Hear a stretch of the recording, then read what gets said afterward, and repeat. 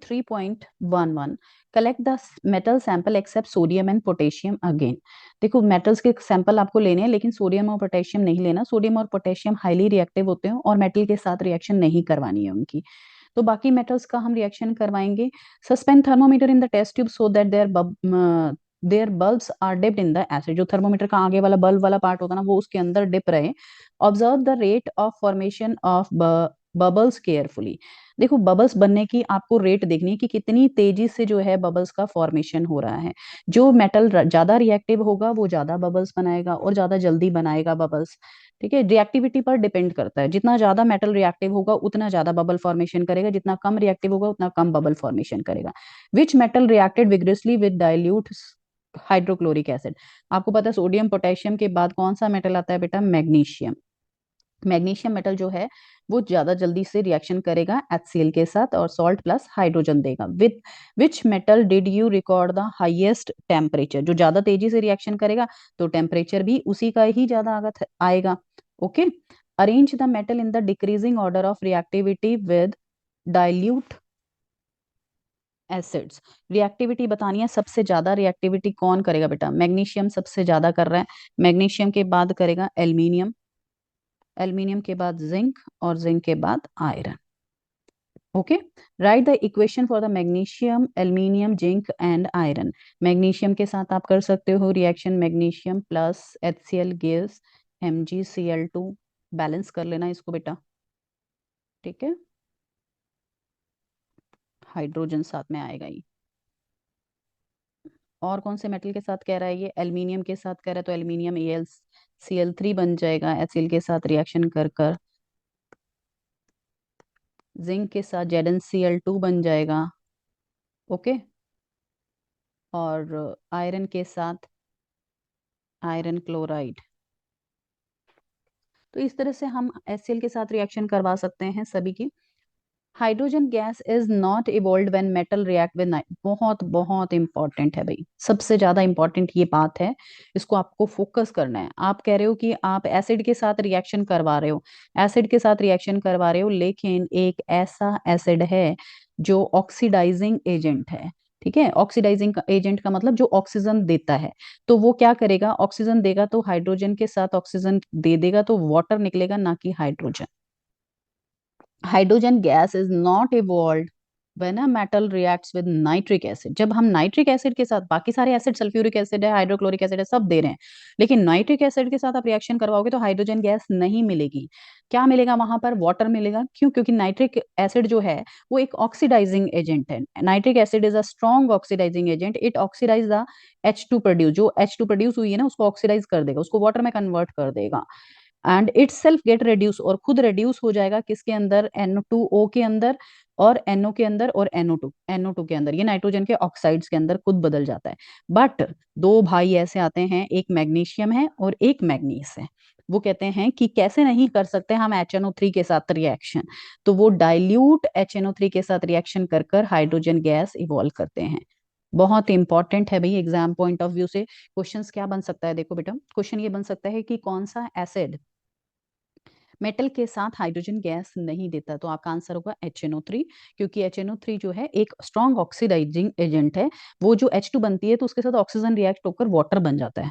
Okay, फिर दूसरा question आपका ये बन सकता है कि कौन से दो मेटल हैं जो नाइट्रिक एसिड के साथ रिएक्ट कर कर हाइड्रोजन गैस देते हैं?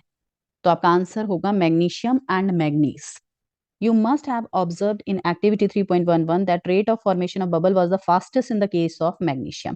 आपने देखा सबसे ज्यादा रेट किस में थी बबल्स बनने की? ये हमने देखा था कि मैग्नीशियम में थी।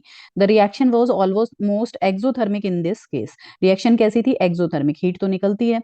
The reactivity series of the order magnesium, aluminium, zinc and iron. Magnesium, aluminium, zinc and iron. In the case of copper, no bubbles were seen and the temperature also remain unchange. Copper के साथ reaction करेंगे हम तो उसमें कोई bubbles नहीं दिखाई देंगे और जो है वो भी अनचेंज रहेगा।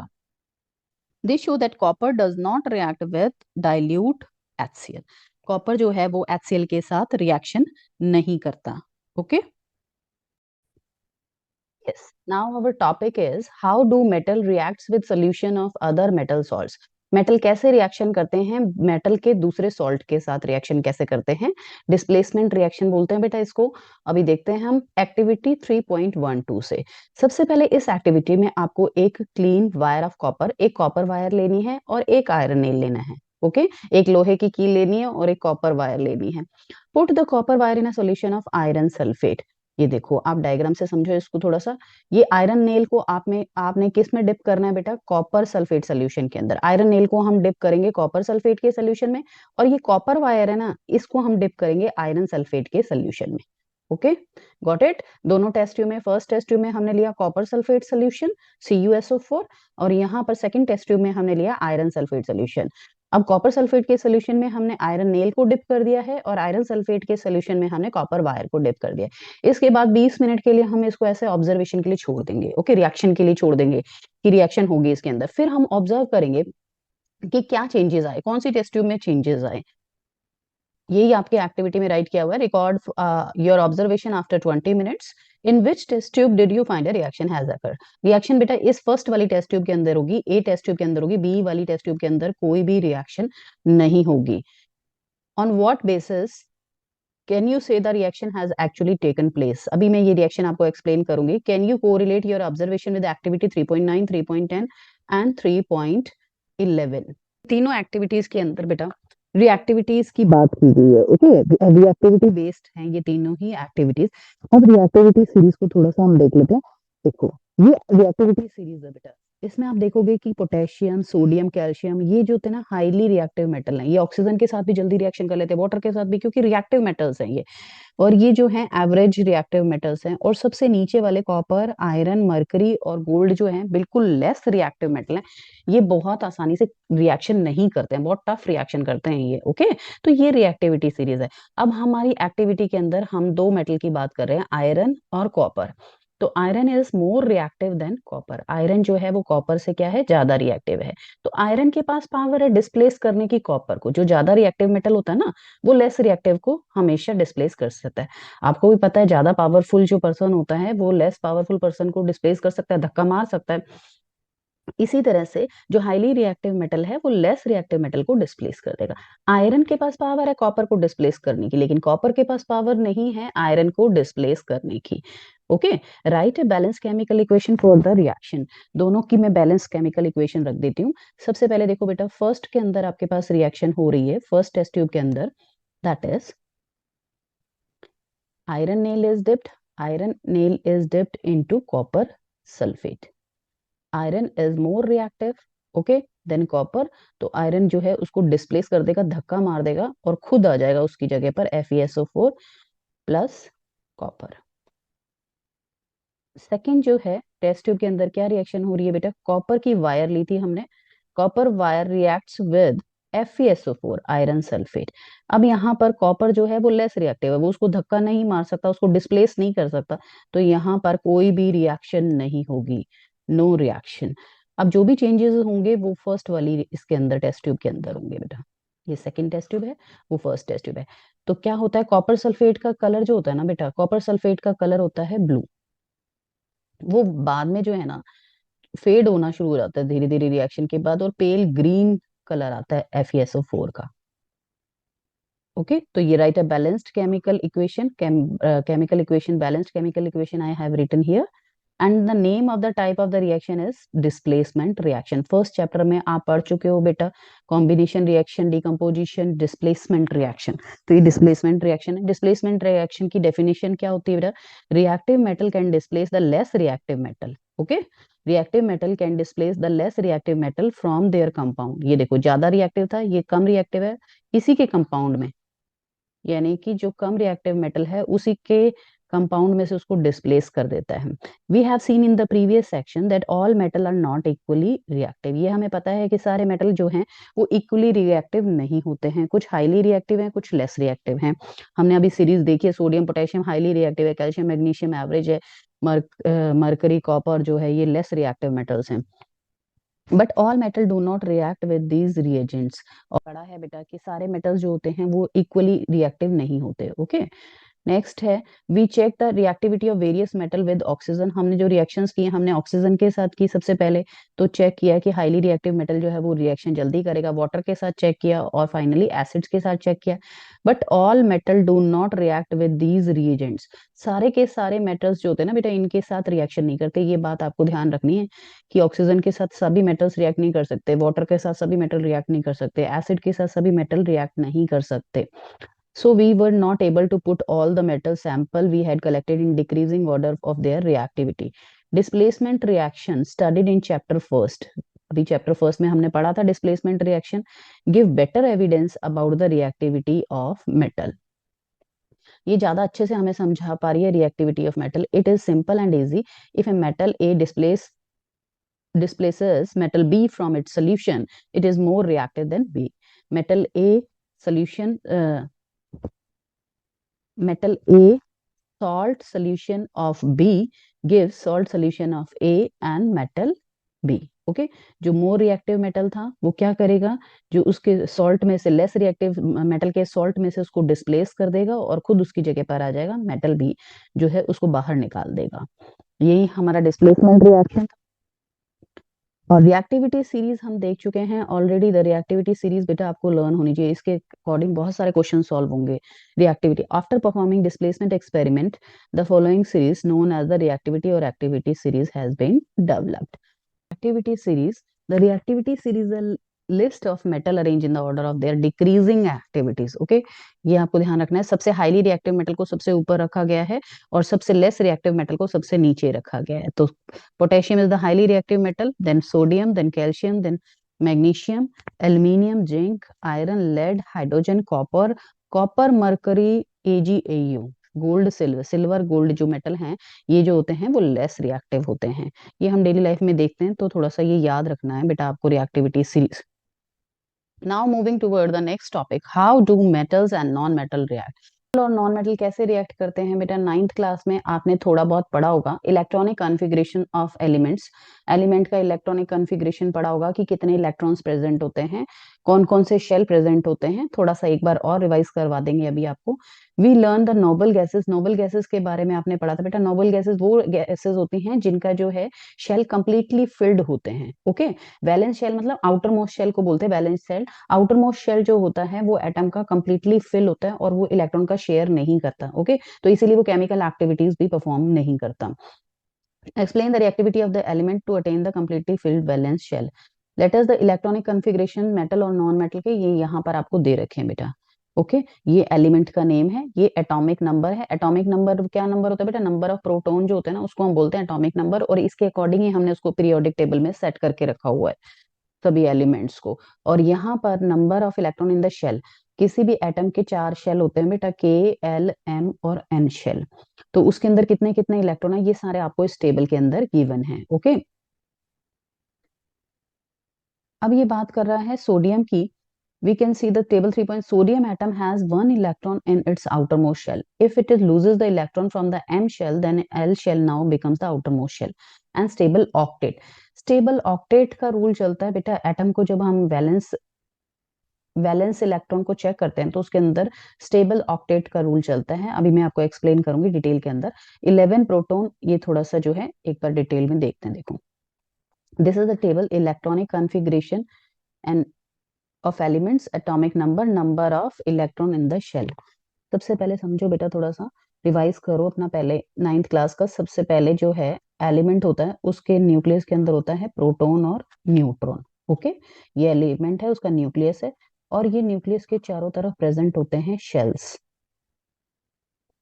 जिसके अंदर इलेक्ट्रॉन मूव करते हैं। ओके, ये शेल्स प्रेजेंट होते हैं।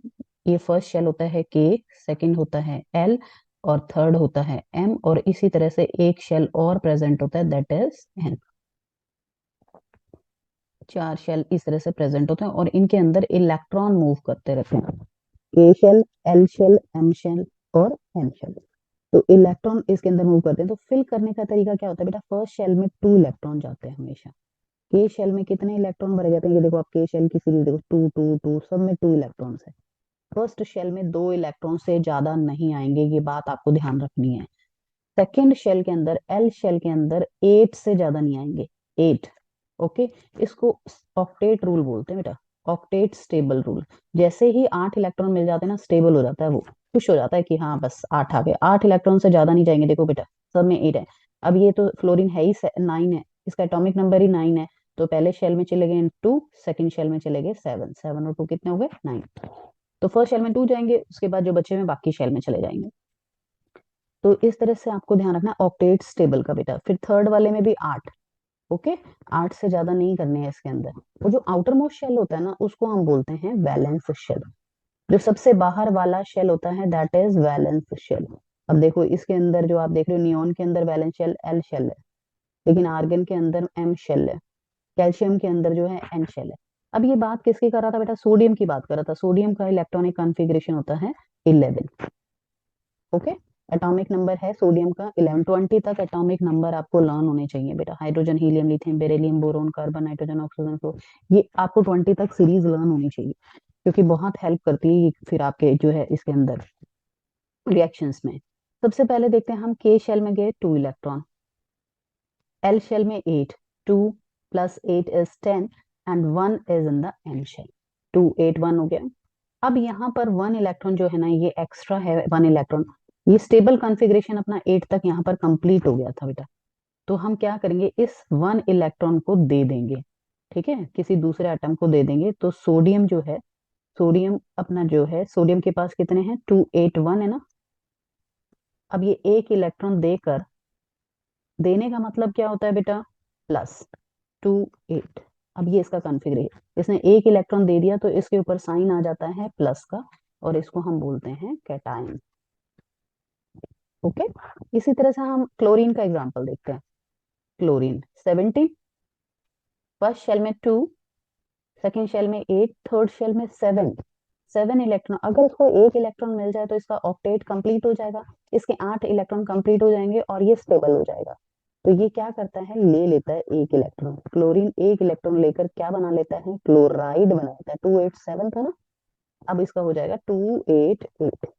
और जो नेगेटिव आयंस होते हैं उनको हम बोलते हैं एनायन। इस तरह से बेटा जो है आयंस का फॉर्मेशन होता है। आयंस का फॉर्मेशन क्यों हो रहा है, स्टेबिलिटी के लिए हो रहा है आयंस का फॉर्मेशन। 7 है तो उसने ले लिया, अब 1 है तो 6 इलेक्ट्रॉन 7 इलेक्ट्रॉन थोड़ी ना लेगा ऑक्टेट कंप्लीट करने के लिए, तो अपना 1 इलेक्ट्रॉन दे देगा ये। इस तरह से बेटा सोडियम जो है वो इलेक्ट्रॉन देकर Na+ बनाता है, और क्लोरीन जो होता है वो इलेक्ट्रॉन लेकर Cl- बनाता है। ये दोनों एक दूसरे के साथ एक्सचेंज कर सकते हैं ना, एक दूसरे के साथ एक्सचेंज करके कैटायन और एनायन दोनों मिलकर क्या बनाते हैं, आयोनिक कंपाउंड बनाते हैं। तो ये देखो, nucleus has 17 proton sorry pro and nucleus has 17 proton and there are 18 electron in the K L and M shell। Chlorine के बारे में बात बता रहा है ये बेटा। बेटा इसमें सीखेंगे सोडियम क्लोराइड का फॉर्मेशन। सोडियम क्लोराइड बनता कैसे है।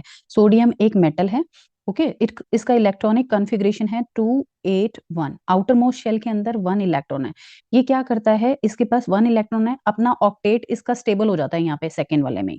तो ये एक इलेक्ट्रॉन जो है वो दे देता है, डोनेट कर देता है। एक इलेक्ट्रॉन डोनेट करता है तो इसके ऊपर क्या साइन आ जाता है, प्लस का।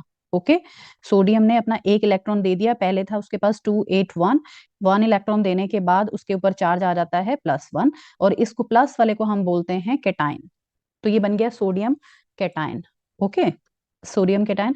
अब क्लोरीन को देखते हैं। क्लोरीन का इलेक्ट्रॉनिक कॉन्फ़िगरेशन जो है 2 8 7 होता है। अब 7 इलेक्ट्रॉन है, इसको अपना ऑक्टेट कंप्लीट करने के लिए, पूरे 8 इलेक्ट्रॉन करने के लिए ये क्या करता है, एक इलेक्ट्रॉन ले लेता है। जो सोडियम ने गिव अप किया था ना इलेक्ट्रॉन, वो वाला इलेक्ट्रॉन ले लेगा। तो क्या बन जाएगा यहाँ पर 2 8 8। ये देखो लास्ट वाले में आ गया ना 2 8 8। तो इस तरह से इलेक्ट्रॉन जब हम लेते हैं तो एनायन का फॉर्मेशन होता है।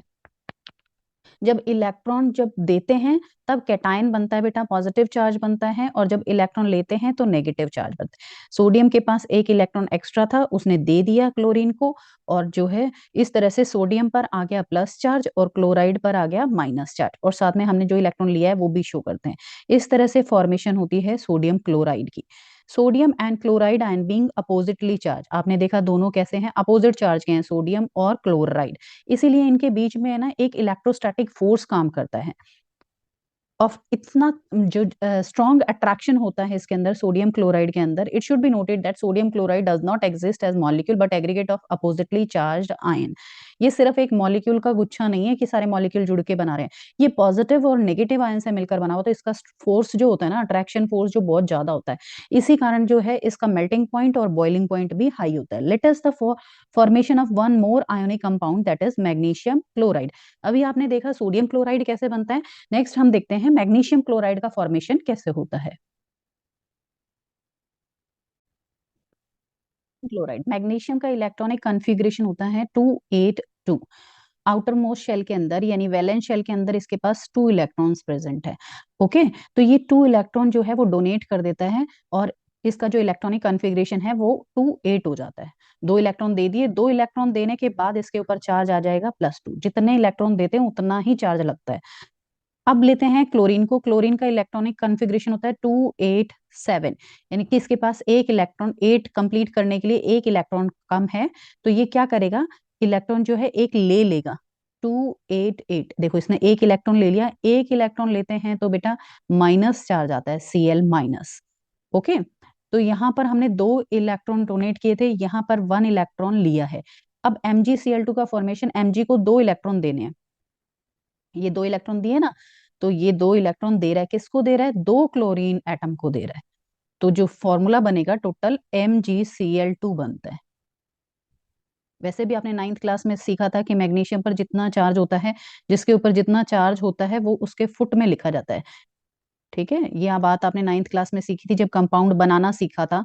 Mg की फुट में आएगा 1 और Cl की फुट में आएगा 2, जो कि 1 को हम शो नहीं करते, तो कंपाउंड बनेगा MgCl2। Okay, I hope it is clear. The compound formed in this manner by transfer of electron from a metal to a non-metal are known as ionic compound. ऐसे कंपाउंड को जो metal और non metal से बनता है उसको हम बोलते हैं आयोनिक कंपाउंड। इसका एक दूसरा नाम भी है electrovalent compounds. Okay, can you name the cation and anion present in the MgCl2? MgCl2 में आप कैटायन बता सकते हो, MgCl2 में Mg कैटायन है Mg+2 और एनायन क्या है Cl-2। तो आयनिक कंपाउंड्स जो होते हैं बहुत ही स्ट्रॉन्ग जो है पॉजिटिव नेगेटिव चार्ज से अट्रैक्ट रहते हैं और इनको जो है ब्रेक डाउन करना बहुत मुश्किल होता है। Now we are moving toward the properties of ionic compound.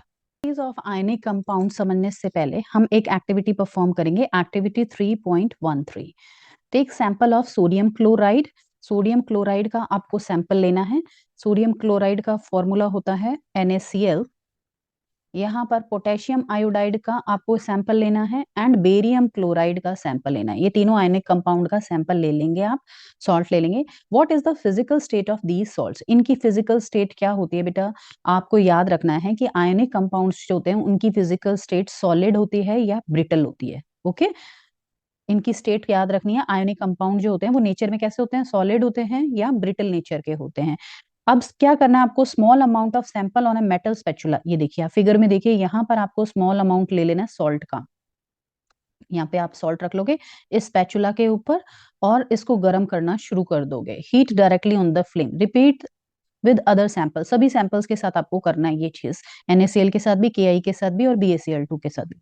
What did you observe? आप क्या देखते हैं, did the sample impart any colour to the flame, do these compounds melt? Okay, 2 question पूछे हैं बेटा यहाँ पर। फर्स्ट क्वेश्चन है आपका कि did the samples impart any colour, तो आप बताएंगे कलर देते हैं। देखो जब हम NaCl को स्पैचुला पे गर्म करेंगे ना, तो फ्लेम का कलर जो होगा ना बेटा वो हो जाएगा आपका गोल्डन या ऑरेंज येलो, गोल्डन या orange yellow.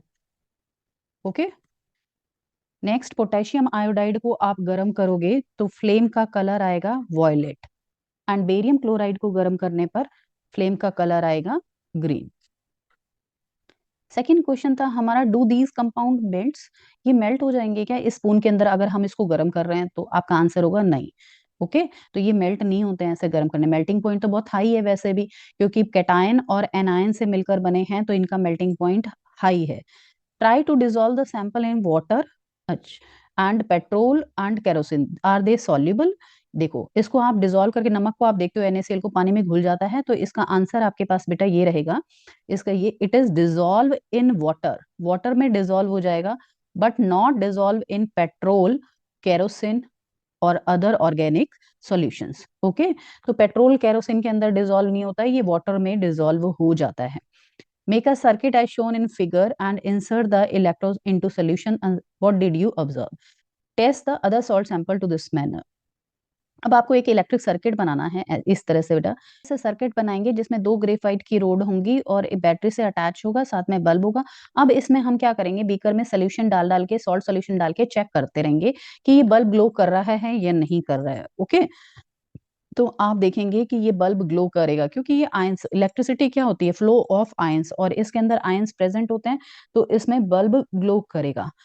What is your interference about the nature of these, सभी कंपाउंड्स के बारे में आप क्या इंटरफेरेंस निकला है बेटा? देखो, जितना भी आपने स्टडी किया है तो आपको सबसे पहला इंटरफेरेंस आपके पास ये आया है कि जो आपके आयोनिक कंपाउंड होते हैं वो क्या होते हैं, सॉलिड या ब्रिटल नेचर के होते हैं।